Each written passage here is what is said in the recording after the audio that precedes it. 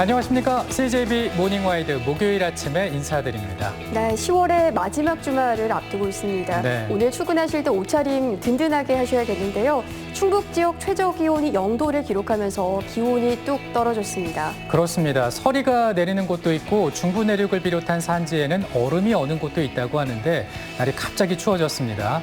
건강관리와 시설물 관리에 신경을 쓰셔야겠습니다. 네, 이렇게 종일 추운 날씨가 이어지는 만큼 든든하게 챙겨 입으셔야겠습니다.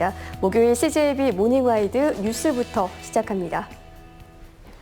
이제 청주에서 집을 살 때는 과거와 달리 자금 조달 계획서를 작성해 제출해야 합니다. 청주가 조정 대상 지역으로 규제를 받기 때문에 이런 절차가 생긴 건데요.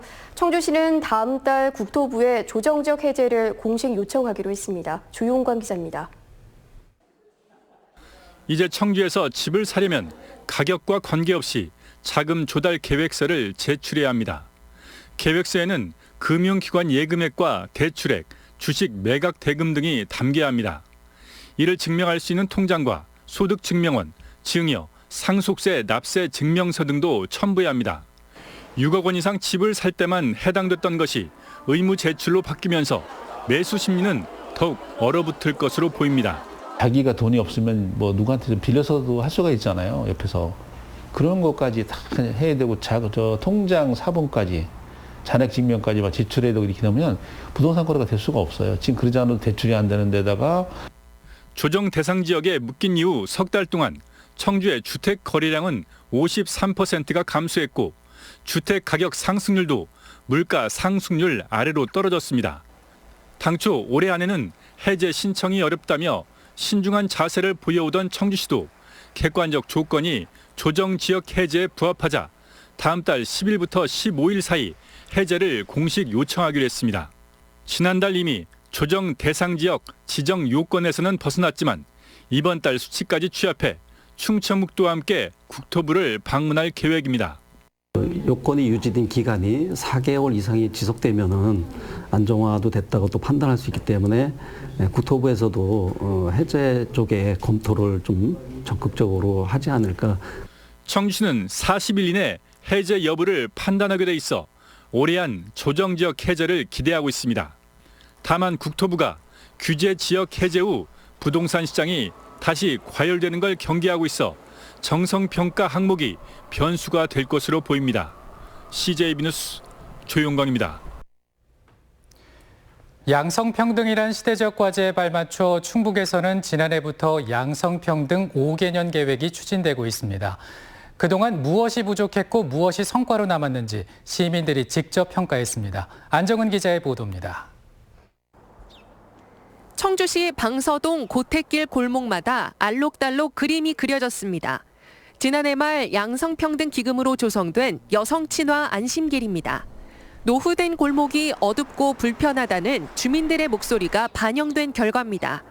여성들이 안전하지 않으면 밖에 나올 수 없잖아요. 그래서 저희가 안전한 환경을 만드는 게 양성평등한 사회를 만들기 위한 첫걸음이라고 볼 수 있습니다.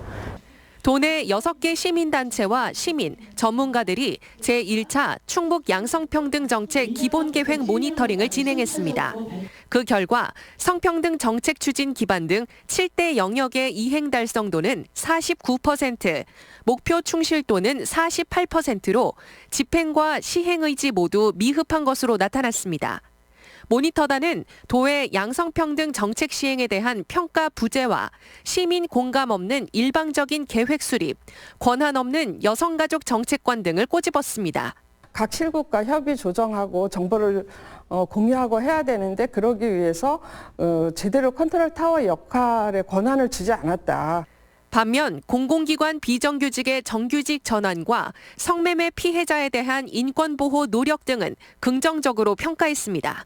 중요하고 시급한 사항 먼저 추진을 하고 향후에 가능하다면 다른 그 사업들도 연구 용역에서 기본 계획에서 제시한 사업들도 추진할 계획입니다.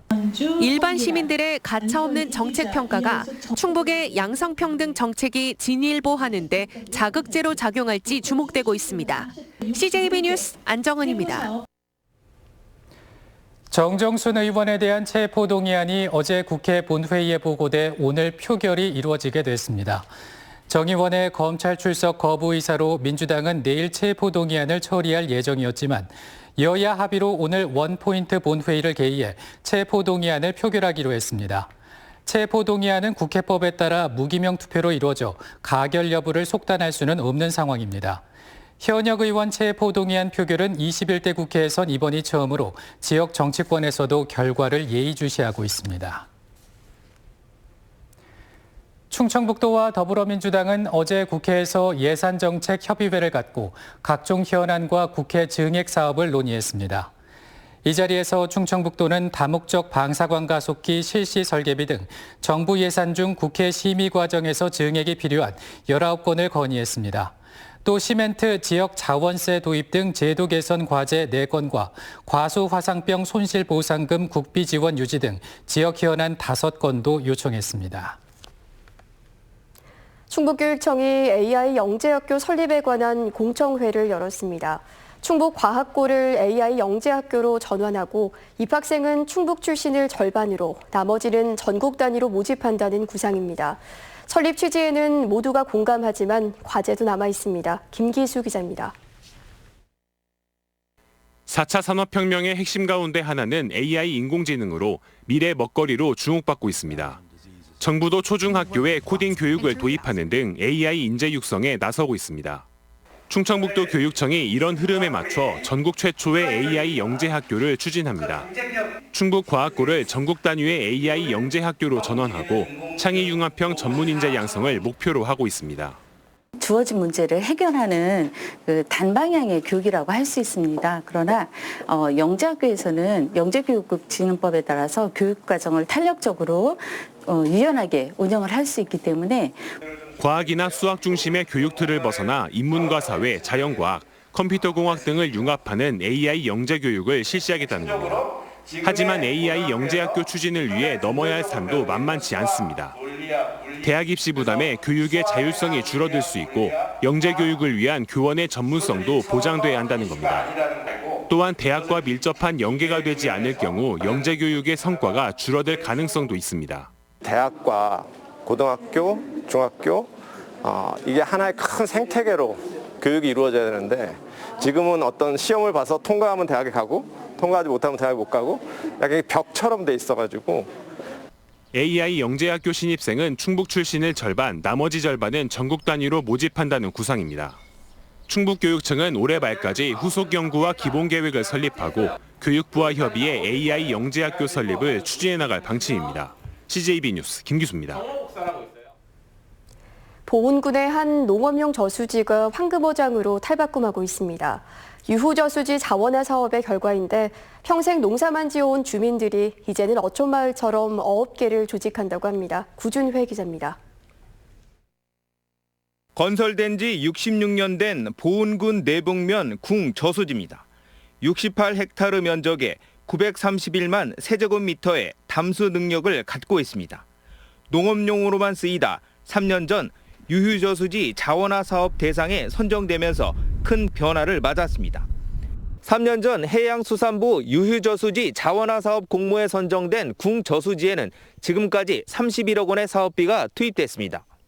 새끼붕어 40만 마리를 저수지에 방류합니다. 사업 계획에 따라 지금까지 뱀장어와 쏘가리 등 치어 132만 마리를 방류했습니다. 고기들이 잘 번식할 수 있도록 대규모 산란장을 수면 곳곳에 설치했습니다. 관리선도 도입할 예정입니다. 약 3년 뒤면 경제성 있는 크기로 자랄 전망입니다. 어족 자원을 증대를 해서 지역 주민분들이 새로운 소득원 창출을 할 수 있도록 그런 목적으로 시행한 사업입니다. 농사만 짓던 주민들은 조만간 공동 어로를 위한 어업계를 조직할 계획입니다. 낚시객들을 통한 소득 창출도 기대하고 있습니다. 다양한 사업 구상을 위해 소양강 댐 등 전국의 내수면을 견학했습니다. 이구장을 찾아오신 분들한테 잠자리도 제공을 해야 되고 밥도 먹고 가실 수 있게 해야 되고 농업용수를 가두는 데 머물던 산골 저수지가 내륙의 황금어장으로 탈바꿈하고 있습니다. CJB 뉴스 구준혜입니다.